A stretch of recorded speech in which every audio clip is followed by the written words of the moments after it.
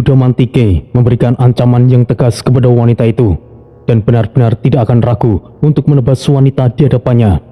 Wanita itu mengangguk dengan sangat cepat. Air matanya mulai mengalir dari pipinya. Aku Tidak perlu banyak berkata. Aku membutuhkan 2 pakaian bersih. Di mana aku bisa mendapatkannya? Wanita itu berusaha berdiri. Kakinya yang gemetar membuatnya hampir terjatuh kembali. Ia menunjuk ke arah sebuah bangunan kecil tidak jauh dari sana. Aku bisa berikan padamu. Jangan bunuh aku.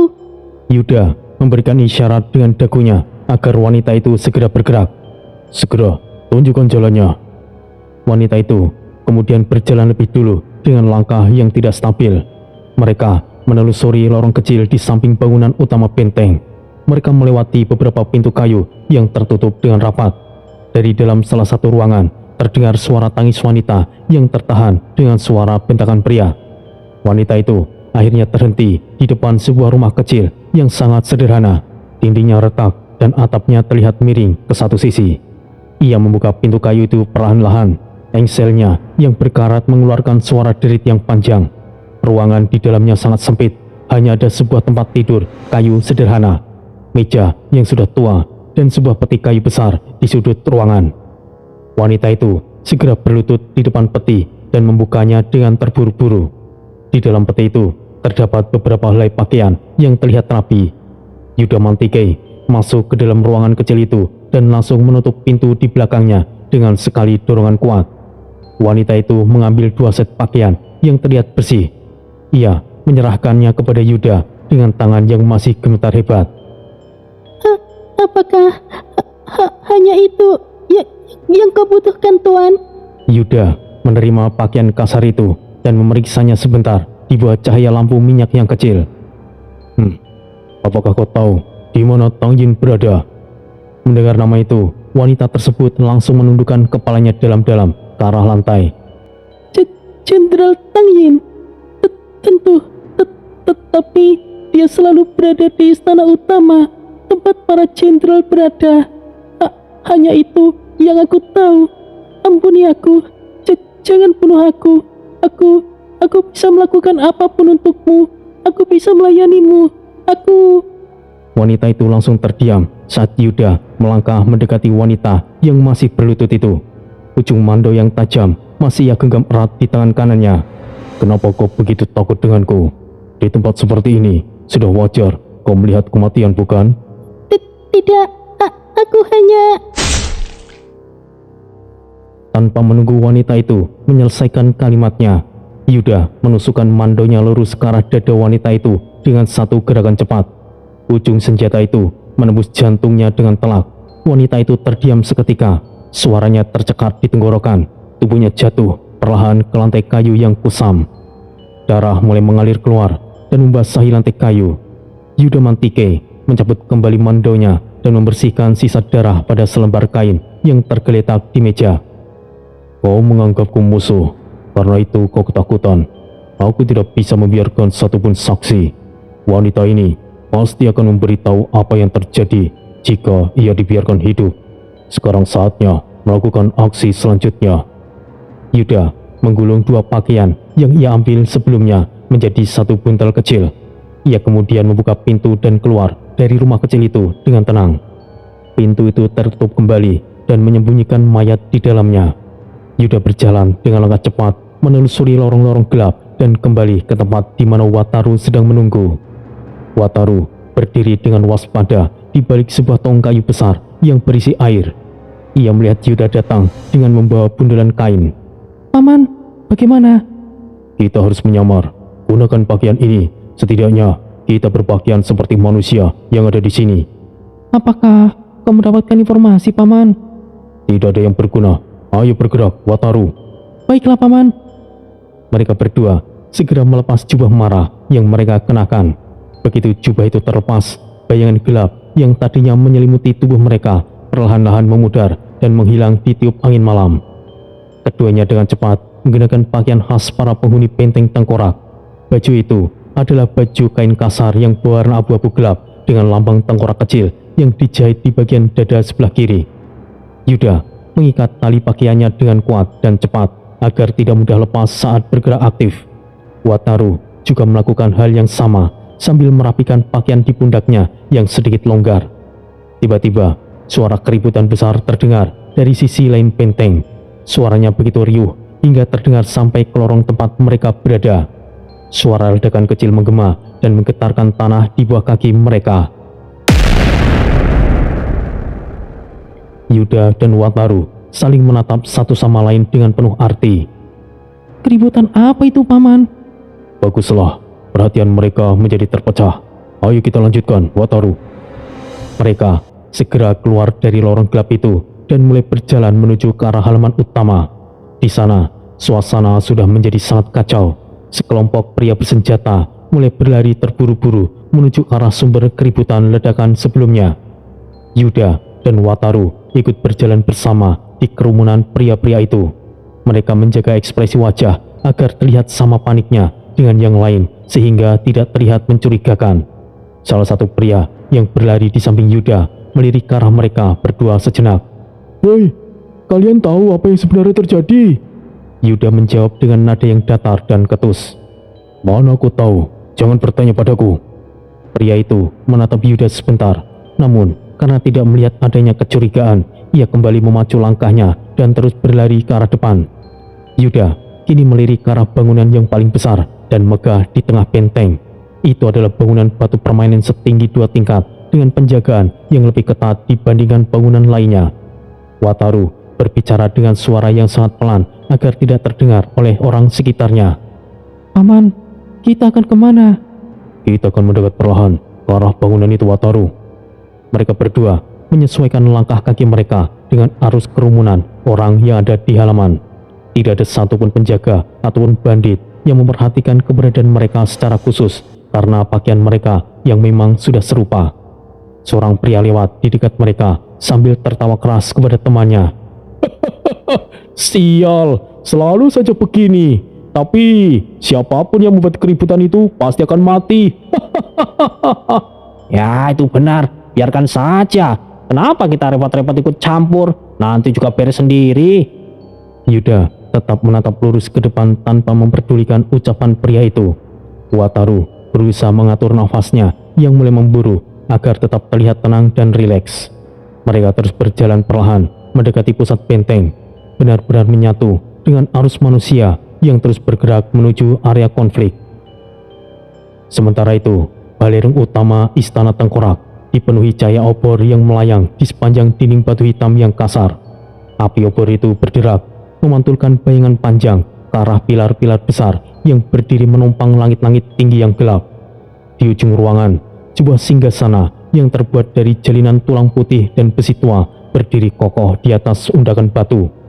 Di atasnya duduk seorang lelaki tua dengan jubah gelap yang menutupi tubuhnya. Matanya menyala dengan warna merah yang sangat terang di kegelapan. Di bawah tangga singgasana, beberapa pria duduk di kursi kayu berat yang diukir kasar. Suasana di dalam ruangan itu terasa sangat tidak tenang dan tegang. Beberapa penjaga berdiri kaku di sisi ruangan dengan tombak panjang di tangan mereka. Ki Bahurekso menggerakkan kepalanya sedikit, lalu suara tawanya yang serak menggema di seluruh ruangan. Beberapa tikus berani masuk kemari. Tang Yin yang duduk di sisi kanan singgasana langsung menegakkan badannya. Ia menatap ke arah pintu besar balairung dengan waspada. Master, apa perlu saya bertindak? Geding yang berada tidak jauh dari sana menyilangkan tangan di depan sambil menunjukkan senyum tipis di wajahnya. Memangnya kau tahu siapa para tikus itu, Tang? Aku hanya menduganya saja, Senior Geding. Aku rasa mereka berasal dari benteng surga. Ini terkait dengan masalahku, aku sangat yakin. Pinoko yang duduk di kursi seberang tertawa pelan mendengarnya. Ia memutar gelas di tangannya. Kenapa kau harus bertindak, Tang? Apa mereka sekuat itu? Sekalipun itu leluhur tua datang kemari, benteng Tengkorak tidak akan tergoyahkan. Beberapa murid lain yang berada di dalam ruangan itu mengangguk setuju dengan perkataan Pinoko. Mereka terlihat sangat percaya diri dengan kekuatan benteng tersebut. Ki Baurekso perlahan-lahan berdiri dari singgasananya. Ia memegang sebuah tongkat hitam panjang yang dihiasi tengkorak kecil di ujungnya. Tongkat itu ia hantamkan ke lantai batu dengan keras. Lantai sedikit gemetar. Ki Baurekso menatap murid-muridnya satu persatu. Tidak perlu ada yang bertindak. Kita lihat seperti apa mereka. Ini akan menjadi hiburan yang menarik. Kita akan fokus untuk membuka portal antar dimensi. Ayo ke lokasi. Aku rasa semuanya sudah beres. Tang Yin segera ikut berdiri. Baik, Master. Geding berdiri mengikuti langkah Ki Baurekso yang mulai menuruni undakan singgasana. Sudah lama kita menunggu momen ini. Mari kita saksikan hal yang lebih menyenangkan. Rombongan itu mulai berjalan keluar dari balairung utama. Dua orang penjaga menarik palang pintu kayu yang sangat besar. Pintu itu terbuka lebar. Mereka melewati lorong panjang yang dihiasi oleh banyak patung batu yang menyeramkan menuju ke bagian belakang istana. Setiap penjaga yang mereka lewati langsung memberikan hormat dan menyingkir ke tepi dinding untuk memberikan jalan bagi rombongan leluhur tua. Di luar istana terdapat sebuah dataran datar yang sangat luas. Tanah di sana telah dibersihkan dari segala macam tanaman. Di tengah dataran itu terpasang sebuah susunan raja raksasa dengan garis-garis hitam pekat dan simbol-simbol rumit yang digambar di atas tanah. Beberapa obor besar ditancapkan di sekeliling raja tersebut. Puluhan orang berpakaian hitam berdiri mengitari raja itu dengan posisi siaga. Seorang pria yang nampak seperti master raja segera mendekat saat melihat rombongan Ki Baurekso tiba di lokasi. Salam leluhur tua Baurekso. Persiapan sudah selesai. Kita bisa menjalankannya kapan saja. Ki Baurekso melangkah mendekat tepat di tengah lingkaran. Ia memeriksa garis-garis energi yang ada di bawah kakinya. Bagus. Jika begitu, mari kita lakukan. Master Raja itu segera berbalik dan memberikan isyarat tangan yang tegas kepada semua bawahannya. Semuanya mundur dari pusat raja. Kita akan mulai ritualnya. Orang-orang yang tadinya berada di dekat raja segera berlari menjauh keluar sisi lingkaran besar itu. Ki Baurekso berdiri tegak di pusat simbol. Lalu ia mengangkat kedua tangannya tinggi-tinggi ke arah langit. Awan hitam yang pekat mulai berkumpul tepat di atas posisi raja berada. Langit yang tadinya gelap kini berubah menjadi sangat kelam. Angin mulai berputar kencang, menerbangkan debu dan batu-batu kecil di sekitar area tersebut.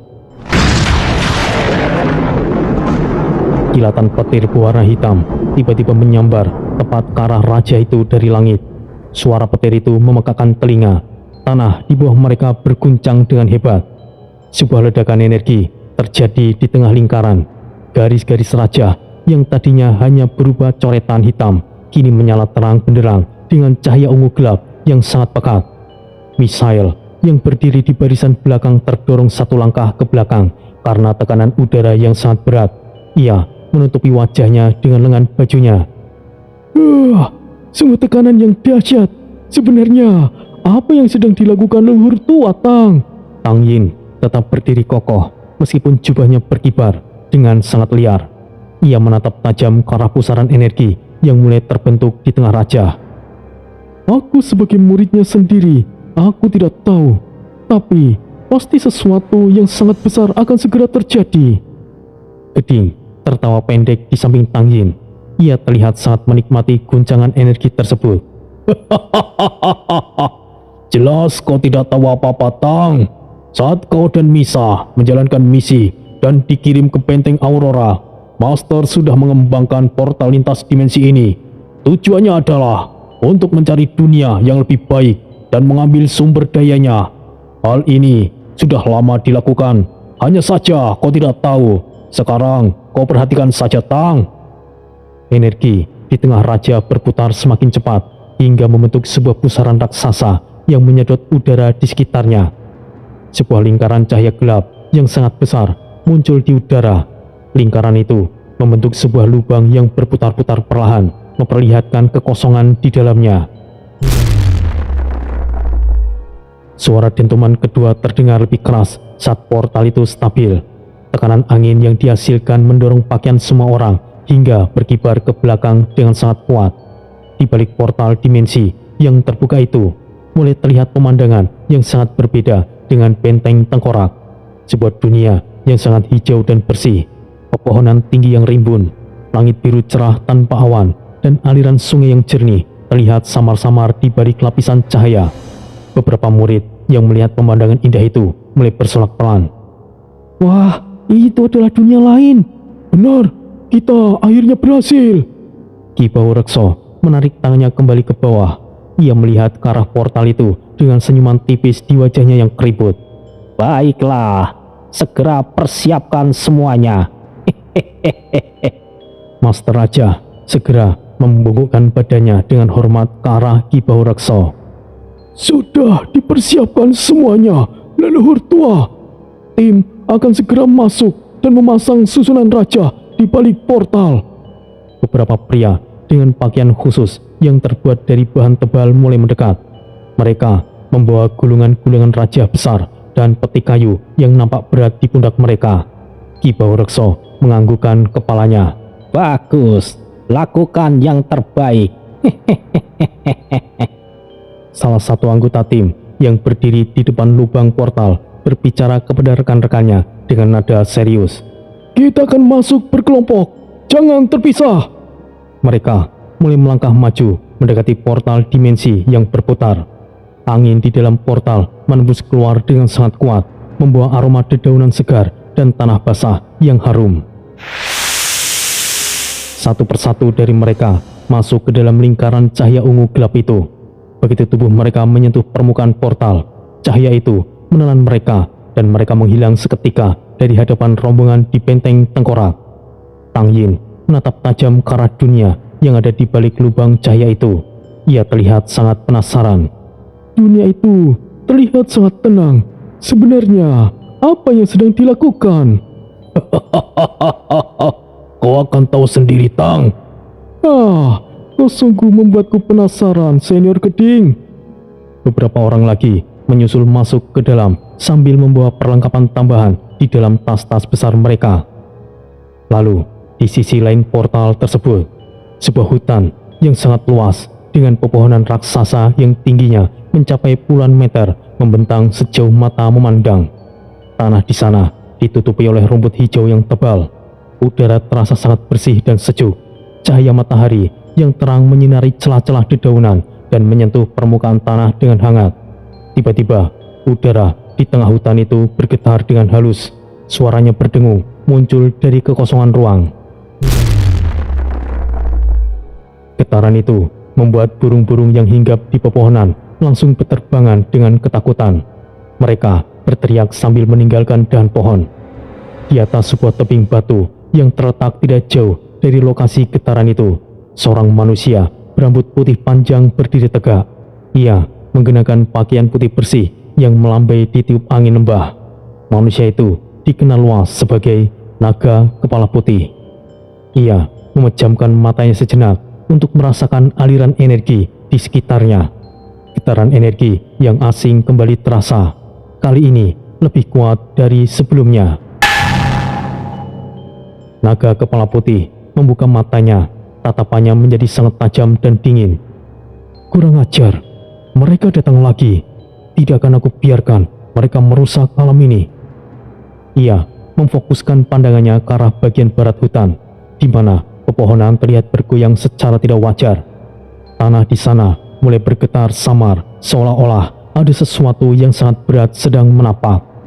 Beberapa hewan hutan terlihat berlari keluar dari semak-semak, menjauh dengan sangat cepat dari getaran tersebut. Manusia berambut putih itu segera menggerakkan kakinya. Ia melompat dari ketinggian tebing tanpa rasa takut sedikit pun. Ia mendarat dengan sangat ringan di atas tanah berumput di bawah tebing. Tanpa membuang waktu, ia langsung berlari kencang menuju ke arah sumber gangguan energi itu. Langkah kakinya sangat cepat, melewati semak belukar dan pepohonan dengan sangat lincah. Angin di sekitarnya seolah terbelah oleh kecepatan gerakannya yang sangat tinggi. Dan di kejauhan, di sela-sela pepohonan hijau yang rimbun, cahaya ungu gelap yang tidak alami mulai terlihat berkedap-kedip, menandakan bahwa para penyusup telah tiba di dunianya. Di daerah pemukiman pegunungan, rumah-rumah kayu berdiri rapat mengikuti kontur tanah yang miring. Kabut tipis menggantung rendah di antara atap-atap sirap yang sangat lembab. Warga desa Sanoloyo masih sibuk beraktivitas di bawah sinar matahari yang mulai condong. Sebagian warga sedang menjemur hasil tani di atas tempah. Sebagian duduk berbincang santai di depan teras rumah mereka. Tiba-tiba, langit di atas desa bergetar dengan hebat. Suara itu berdengung muncul dari ketinggian. Awan di atas desa Sanoloyo mulai berputar dengan sangat cepat. Pusaran itu berwarna gelap dan pekat, menutupi sinar matahari hingga suasana menjadi redup seketika. Sebuah lubang besar dengan cahaya ungu gelap terbuka lebar tepat di langit. Suara teriakan warga mulai terdengar saat mereka melihat ke atas. Wah, apa itu? Tolong! Tiang apa itu? Apa yang terjadi? Langitnya telah berlubang. Dari dalam portal raksasa yang menganga itu, sebuah tiang raja hitam berukuran masif meluncur ke tanah. Permukaannya penuh dengan ukiran simbol-simbol kuno yang menyala merah terang.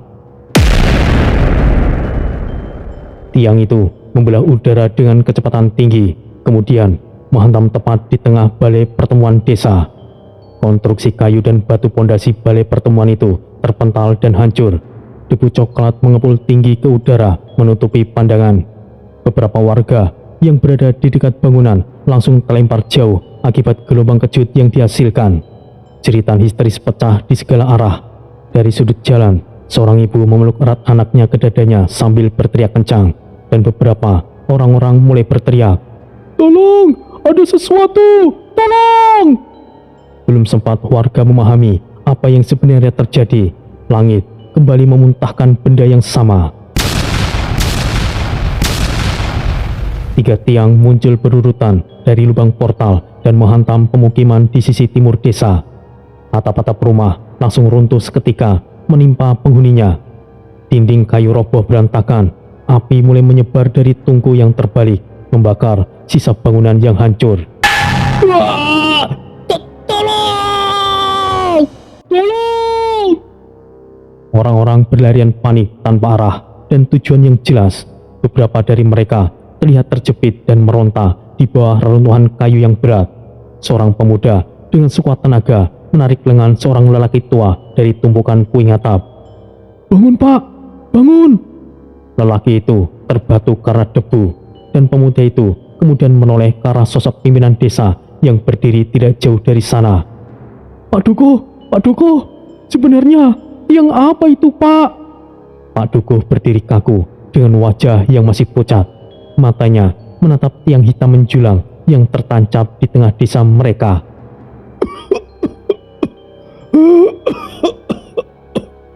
Oh, itu adalah tiang raja, sama seperti yang ada di Tanah Mati. Tanah Mati, tempat yang sebelumnya kota Joglo itu. Tapi, apa hubungannya dengan tiang raja ini, Pak Dukuh? Sepertinya kita harus segera pergi dari sini. Aku punya firasat yang buruk. Lari! Semuanya! Lari ke hutan! Cepat! Namun, sebelum mereka sempat melangkah menjauh, suara angin kembali meraung keras di atas langit. 4 sosok manusia muncul melayang di udara, masing-masing berdiri di atas puncak tiang raja. Jubah mereka yang berwarna gelap berkibar tertiup angin kencang. Wajah mereka terlihat sangat dingin dan tidak berperasaan. Di belakang mereka, portal dimensi masih tetap terbuka lebar dan terus berputar. Salah satu sosok itu mengangkat tangan kanannya tinggi-tinggi. Bodoh semuanya! Jangan sisakan 1 orang pun! Seketika, puluhan pria bersenjata lengkap melompat turun dari udara. Mereka berlari dengan sangat cepat menuju ke arah warga yang sedang melarikan diri. Suara logam beradu terdengar saat pedang salah satu penyerang menghantam cangkul seorang warga desa. Cangkul itu patah dan pedang panjang itu terus menebas hingga tubuh sang pria desa terbelah. Ia jatuh bersimbah darah di atas tanah. Di bagian lain desa, seorang wanita mencoba melarikan diri sekuat tenaga sambil menggendong bayi di pelukannya. Salah satu penyerang dari atas tiang melemparkan sebuah tombak pendek. Tombak itu melesat dan menembus punggung wanita tersebut hingga tembus ke depan. Wanita itu tersungkur. Bayi di dalam gendongannya jatuh ke tanah dan menangis dengan kencang. Namun, tanpa belas kasihan, salah satu penyerang menginjak bayi itu hingga tangisannya berhenti selamanya. Api mulai merambat ke seluruh penjuru desa. Bangunan-bangunan kayu semakin cepat dilap api yang membesar. Beberapa pemuda desa yang masih memiliki keberanian mencoba melawan menggunakan alat pertanian seadanya. Ini tidak bisa dibiarkan. Lawan mereka! Baiklah, ayo kita lawan mereka. Mati pun aku tidak peduli. Namun, lawan mereka jauh lebih kuat. Satu tebasan pedang musuh mampu menjatuhkan dua pemuda sekaligus. Darah segar mengalir membasahi jalanan tanah desa Sanoloyo. Jeritan warga semakin lama semakin melemah dan menghilang satu persatu seiring dengan banyaknya nyawa yang melayang. Seorang lelaki mencoba menyerang salah satu prajurit jubah hitam dari belakang menggunakan kayu besar. Matilah, brengsek! Prajurit itu langsung berbalik dengan cepat. Ganggang pedangnya menghantam kepala lelaki itu dengan sangat keras. Lelaki itu jatuh tersungkur di tanah dan langsung ditusuk tepat di bagian lehernya. Dalam waktu yang sangat singkat, desa Sanoloyo yang tadinya tenang kini dipenuhi tubuh yang tidak bernyawa yang bergelimpangan. Tidak ada satupun warga desa yang dibiarkan selamat. Keempat master yang memimpin serangan tersebut kini berdiri tegak kembali di atas puncak tiang raja. Salah satu bawahan mereka mendekat ke arah tiang utama dan berlutut dengan hormat. Para master sekalian, sudah tidak ada lagi gangguan. Ritual bisa dilakukan. Master raja yang berada di tiang paling tengah melangkah perlahan ke tengah-tengah lingkaran yang terbentuk dari keempat tiang tersebut. Bagus, mari kita lakukan. Kita serap habis esensi kehidupan di wilayah ini. Mereka berempat secara bersamaan mengangkat tangan ke arah langit. Seketika, cahaya berwarna merah mulai mengalir keluar dari permukaan tanah dan mayat-mayat warga. Sisa energi kehidupan yang masih ada di desa tersebut tersedot masuk ke dalam tempat tiang raja. Tanah di seluruh desa mulai retak. Pepohonan hijau di sekitar pemukiman mulai layu, mengering, dan berubah menjadi abu-abu dalam sekejap mata. Tiba-tiba, warna langit yang gelap berubah secara drastis. Sebuah cahaya berwarna emas yang sangat terang turun dari lapisan awan paling atas. Sebuah suara yang sangat lantang dan penuh wibawa menggema ke seluruh penjuru pegunungan. Tombak naga emas, Senlong!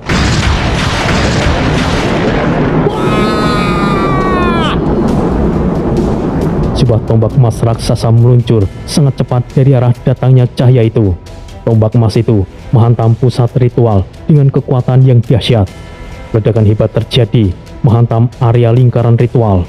Para master raja yang berdiri tegak langsung terpental jatuh dari atas tiang mereka. Gelombang ledakan itu membuat tiang-tiang raja yang kuat mulai retak. Salah satu tiang hitam itu patah menjadi dua dan roboh menghantam tanah. Salah satu master raja bangkit sambil menyekat darah dari sudut bibirnya. Kurang ajar, siapa dia? Beraninya mengganggu kita. Dia adalah naga kepala putih. Kita harus beritahu kepada Ki Bahureksa. Semuanya, serang bersamaan. Bunuh dia! Prajurit-prajurit hitam itu melesat dari berbagai arah untuk menyerang sosok berambut putih itu. Naga kepala putih yang baru mendarat menatap sekelilingnya dengan tatapan penuh amarah melihat desa yang hancur. Berdebah kalian semuanya. Kalian membantai orang-orang yang tidak bersalah dan ingin menghancurkan alam ini. Tidak bisa aku biarkan.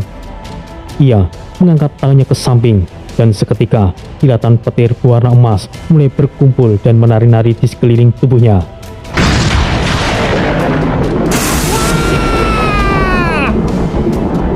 Petir emas menyambar ke segala arah. Dua penyerang yang mencoba mendekat langsung hangus terbakar dan jatuh tewas di tempat. Prajurit yang lain mencoba melakukan serangan dadakan dari arah belakang. Namun, naga kepala putih memutar tubuhnya. Sebuah hantaman energi murni keluar dari telapak tangannya dan menghantam dada mereka. Tubuh mereka terpental hancur. Tak ada satupun prajurit jubah hitam yang mampu mengimbangi kekuatan manusia dengan julukan naga kepala putih itu. Salah satu master raja yang masih tersisa dan ketakutan mulai berteriak kepada temannya. Pergilah dan beritahu Ki Bau Reksa. Ia segera berbalik badan dan berlari sekuat tenaga menuju ke arah portal yang masih terbuka. Namun, sebelum kakinya sempat menyentuh ambang pintu portal, sebuah semburan petir emas melesat lebih cepat. Tubuhnya langsung kaku, hangus, dan jatuh tepat di depan lubang portal. Tidak ada satupun penyerang yang berhasil meloloskan diri. Semuanya dibantai habis oleh sang naga kepala putih. Portal dimensi di desa itu masih tetap terbuka dengan cahaya gelap yang terus berputar perlahan. Naga kepala putih kini berdiri tepat di depan lubang hitam itu. Jadi, dari portal itu mereka datang. Kurang ajar, aku akan tahu siapa dalang dari semua ini. Tanpa ragu-ragu sedikit pun, sang naga kepala putih langsung melompat masuk ke dalam portal tersebut. Pandangannya langsung berubah dalam sekejap. Ia kini muncul di sisi lain portal. Hamparan bangunan batu hitam yang menyeramkan dan tanah tandus yang luas terbentang di depan matanya. Tempat apa ini? Beberapa penjaga benteng tengkorak yang sedang berjaga di dekat sana terkejut melihat kehadirannya. Salah satu penjaga berteriak sambil menghunuskan pedangnya. Hei, siapa kau?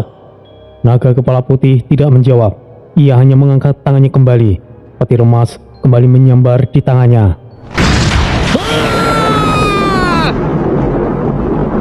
Tubuh penjaga itu langsung hangus dan terlempar sejauh puluhan meter. Suara ledakan petir itu terdengar sangat keras hingga berresonansi ke dalam istana utama. Di dalam balerung istana, Ki Bau Reksa yang tadinya sedang istirahat perlahan membuka matanya. Oh, siapa lagi kali ini? Tang Yin yang berdiri setia di samping singgasana mulai mengernyitkan dahi merasakan tekanan energi yang masuk. Energi ini, sepertinya aku mengenalnya, Master. Apakah dia sudah berani terang-terangan? Suara tawa Ki Bau Reksa yang serak menggema memenuhi seluruh ruangan balerung. Ledakan demi ledakan terus terdengar dari arah luar gerbang istana. Yuda dan Wataru yang sedang berada di area pemukiman lain benteng tengkorak segera menoleh ke arah sumber suara ledakan. Ryo dan Krepa juga menghentikan langkah mereka yang sedang mengendap, lalu menatap ke arah langit yang bergetar. Pertanyaan menggantung di udara, siapa sebenarnya naga kepala putih itu? Masih di kawasan benteng tengkorak, lampu redup warna merah dan biru masih berkedip di langit-langit ruangan hiburan itu. Musik yang semula keras kini terhenti tepat di tengah nada yang sumbang. Meja-meja kayu jati terjungkal dan hancur berantakan. Lantai marmer yang putih kini tertutup genangan alkohol yang bercampur dengan darah segar. Bau besi yang menyengat memenuhi udara. Tubuh-tubuh manusia tergeletak tidak beraturan. Beberapa di antaranya sudah tidak utuh. Ada tubuh yang terputus menjadi dua bagian. Di sudut lain, nampak tumpukan daging yang meleleh menjadi cairan hitam pekat. Asap tipis mengepul dari cairan itu, mengikis permukaan marmer. Dinding ruangan yang tadinya bersih kini penuh dengan cipratan merah yang mengering. Krepa berdiri tegak di tengah kekacauan itu. Tangannya mencengkeram kuat kepala seorang pria tua yang menggunakan jas yang rapi. Sebuah lencana sekolah masih menempel di saku jas pria itu. Berkilat terkena cahaya lampu biru. Kaki pria itu gemetar hebat di udara. Jemarinya berusaha menarik pergelangan tangan Krepa yang keras seperti batu. Tolong, jangan bunuh aku. Suara itu pecah dan serak. Krepa sedikit memiringkan kepalanya. Energi hitam yang tipis mulai mengalir dari telapak tangannya. merambat memasuki pori-pori wajah pria itu. Kulit wajah sang pria mulai berubah menjadi hitam legam. Krepa mendesis dengan pelan. Sah, bukankah kalian suka membunuh? Itu artinya kalian siap untuk dibunuh. Hehehehe. Aku tidak pernah membunuh. Kulit wajahnya mulai melepuh dan mengeluarkan bunyi mendesis. Mata kirinya melunak, kemudian mencair jatuh ke pipi. Manusia itu menjerit histeris. Seluruh sel tubuhnya mulai larut karena efek korosif dari energi marah yang mematikan. Tidak. Tolong.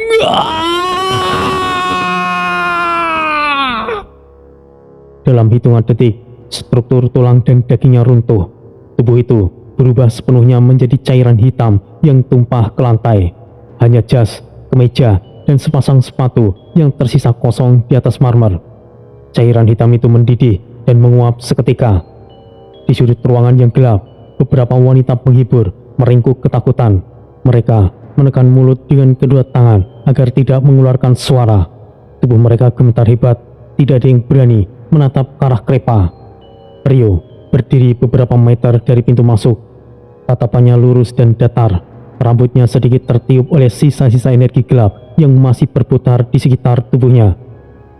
Tiba-tiba, tanah di bawah bangunan itu bergetar dengan hebat. Petir menyambar dari langit yang gelap di luaran sana. Dinding bangunan bergetar, kaca-kaca jendela pecah berkeping-keping dan jatuh ke lantai. Rio menoleh ke arah sumber getaran. Krepa pun mengikuti arah pandangan Rio. Rio memecahkan keheningan. Krepa, sepertinya Mas Yuda dan Wataru mulai bergerak, tapi aku merasakan familiar dengan energi ini. Ayo kita periksa Krepa. Sah, sepertinya ada sesuatu yang lebih menarik. Aku suka. Hehehehe.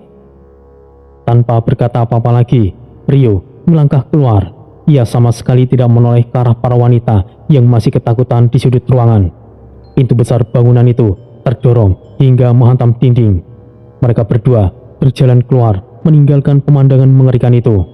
Para wanita penghibur di dalam sana tetap hidup, namun mereka hanya bisa terdiam dengan trauma yang mendalam. Di luar bangunan, lorong-lorong benteng tengkorak diselimuti kabut tipis yang dingin. Batu-batu hitam yang menyusun dinding benteng seolah menyerap semua cahaya yang ada. Namun, jauh di ujung sana, kilatan cahaya emas mulai terlihat membelah kegelapan. Suara benturan logam dan ledakan energi terdengar bersaut-sautan. Rio mempercepat langkahnya. Krepa berjalan dengan santai di sampingnya, membiarkan jubahnya terseret di atas tanah itu. Di bagian lain, di benteng yang luas, terdapat sebuah bangunan besar dengan gerbang besi setinggi 5 meter.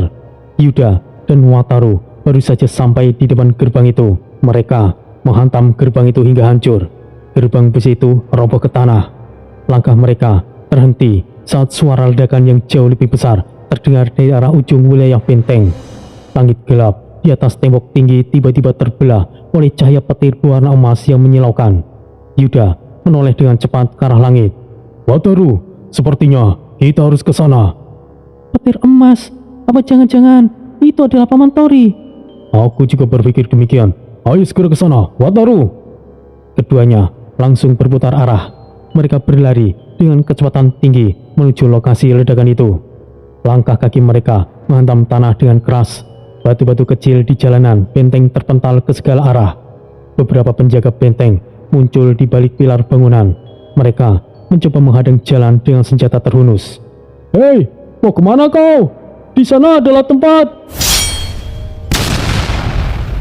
Wataru tidak membiarkan pria itu menyelesaikan kalimatnya. Dua penjaga langsung tumbang ke tanah dengan luka di dada. Yuda melanjutkan dengan tendangan keras ke arah penjaga yang tersisa. Penjaga itu terlempar ke belakang dan menghantam dinding hingga pingsan. Yuda dan Wataru terus berlari tanpa menghentikan langkah sedikit pun. Di ujung terjauh komplek benteng, tanah telah retak parah hingga membentuk kawah lingkaran yang besar. Asap tipis terus keluar dari permukaan tanah yang hangus menghitam. Di tengah-tengah lingkaran kerusakan itu berdiri satu sosok pria. Rambut putihnya bergerak perlahan tertiup angin malam. Matanya menyala dengan redup di balik bayang-bayang wajahnya. Puluhan ahli spiritual berpakaian tempur kini sudah mengepungnya dari segala sisi. Mereka memegang berbagai macam senjata. Ada yang membawa tombak panjang, pedang lebar, rantai besi, hingga jimat-jimat kertas yang memancarkan cahaya kuning. Jarak pengempungan itu semakin menyempit. Sang naga kepala putih berdiri tenang di tengah. Ia tidak melakukan gerakan bertahan maupun menyerang. Seorang ahli yang nampaknya menjadi pemimpin kelompok melangkah maju. Ia menodongkan ujung pedangnya ke arah pria berambut putih itu. Siapa kau? Berani membuat masalah di sini? Ya, kau cari mati ya? Dari benteng mana kau berasal? Mereka mulai memusatkan energi spiritual mereka ke senjata masing-masing. Udara di sekitar mereka mulai bergetar karena tekanan energi. Sang naga kepala putih akhirnya membuka suara. Suaranya rendah namun menggema di seluruh area. Siapa yang memimpin di tempat ini? Suasana mendadak menjadi sangat tegang. Para ahli spiritual itu saling melirik, namun tidak ada satupun yang memberikan jawaban. Seorang pria bertubuh besar di barisan depan mendengus kasar. Ia meludah ke tanah sebelum berteriak dengan keras. Untuk apa kau tahu? Mati saja kau! Bunuh dia! Seluruh ahli spiritual itu bergerak serentak. Puluhan senjata dan teknik keilmuan spiritual dilepaskan secara bersamaan. Anak panah yang terbuat dari energi melesat membelah udara. Rantai besi berukuran besar dilemparkan ke arah belakang untuk menguji pergerakan kaki. Ujung-ujung tombak diarahkan tepat ke titik-titik vital di dada dan di leher. Sang naga kepala putih menutup matanya serentak. Ia menarik nafas dalam, kemudian menghentakkan kakinya ke bumi. Palu naga penghancur! Guntur Indra! Tanah di bawah kaki mereka bergetar hebat, seperti gempa bumi. Cahaya emas meledak dari tangannya. Sebuah palu raksasa muncul seketika. Logam palu itu berwarna emas pekat. Arus petir tipis berwarna putih keemasan terus meloncat di permukaan kepala palu. Ia mengayunkan palu berat itu secara horizontal ke depan. Sebuah gelombang tekanan udara yang sangat dahsyat menghantam para penyerang yang mendekat. Tubuh-tubuh para ahli spiritual itu terpental seperti daun kering yang ditiup badai.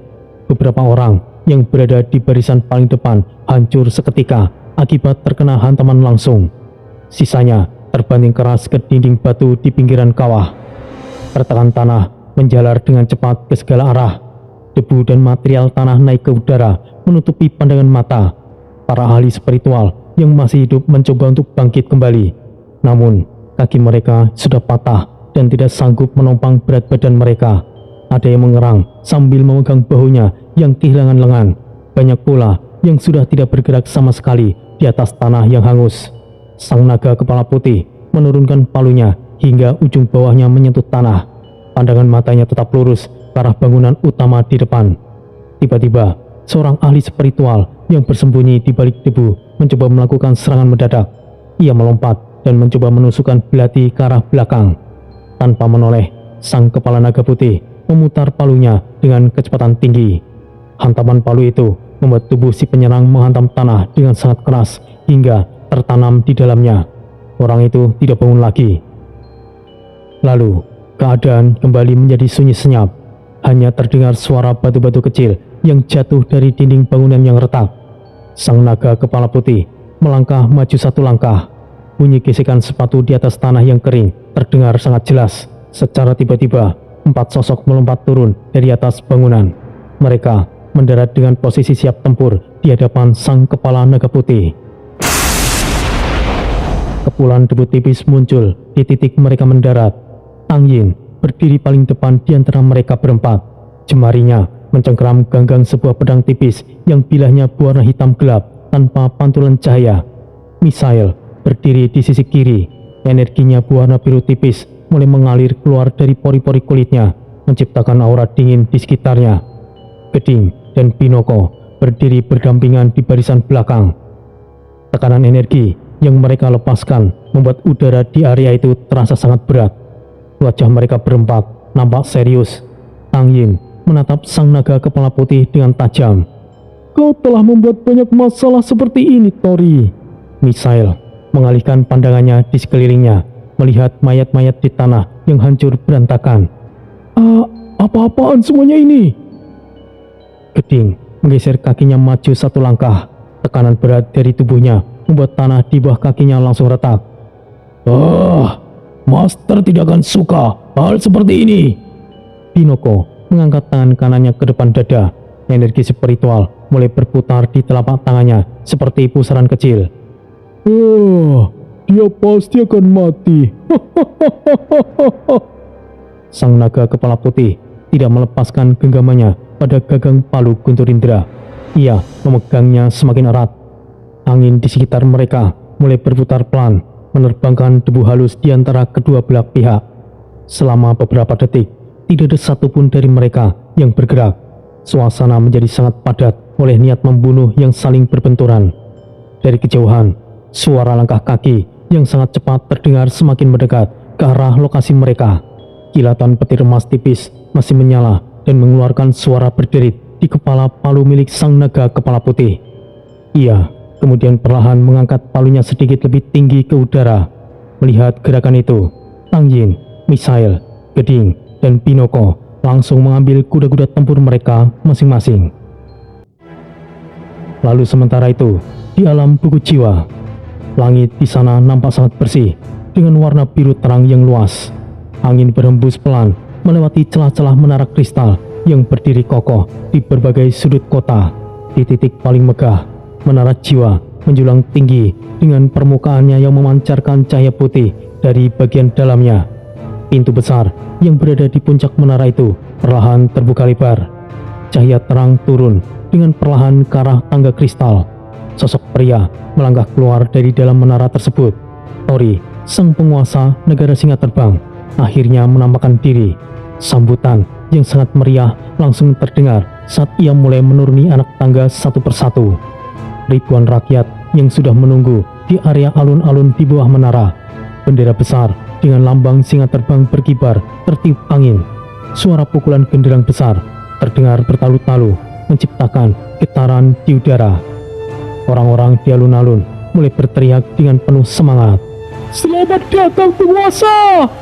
Penguasa, sang penyelamat kami! Panjang umur yang mulia! Kebahagiaan selalu menyertaimu, Tuan Tori! Sorakan itu terus bersaut-sautan memenuhi atmosfer kota. Beberapa orang segera berlutut saat Tori lewat, sementara yang lain mengangkat tangan mereka tinggi-tinggi ke langit. Tori berjalan dengan langkah tenang di atas tangga kristal yang sangat bening. Ia menganggukkan kepalanya dengan ringan ke arah massa. Sebuah senyuman tipis terlihat di wajahnya, meskipun ia tidak mungkin menjawab teriakan ribuan orang itu satu persatu. Seorang pria tua di barisan paling depan berteriak dengan suara yang serak. Penguasa, kami sangat merindukanmu. Tuan Tori, kumohon lihatlah kemari. Tori mengangkat tangan kanannya sebentar sebagai tanda balasan. Suara sorak-sorai rakyat semakin menjadi-jadi dan memekakkan telinga. Secara mendadak, barisan militer dari klan Barba bergerak masuk dari sisi kanan alun-alun. Langkah kaki mereka terdengar sangat serempak dan bertenaga. Tombak-tombak panjang mereka diangkat tinggi ke udara. Tameng logam mereka bawa berkilat tajam memantulkan cahaya dari menara. Tubuh-tubuh besar para prajurit Barba langsung membelah kerumunan rakyat dan membuat sebuah jalur kosong. Barisan itu dipimpin oleh Jenderal Gamon dan kakaknya Gabon yang menjabat sebagai petinggi utama Istana Singa Terbang. Gamon mengangkat tangannya tinggi ke atas untuk memberikan perintah. Semuanya, jaga jarak, beri ruang kepada penguasa. Para rakyat bergerak mundur dengan sangat teratur. Sebuah jalan lurus selebar 5 meter kini terbuka lebar, memanjang langsung ke arah gerbang istana. Para prajurit berdiri tegak di sisi kiri dan kanan jalan tersebut. Selamat datang, penguasa! Energi spiritual di seluruh prajurit yang hadir terangkat secara bersamaan. Udara di sekitar alun-alun terasa sangat berat dan padat selama beberapa detik sebelum akhirnya kembali stabil. Sang penguasa akhirnya telah kembali.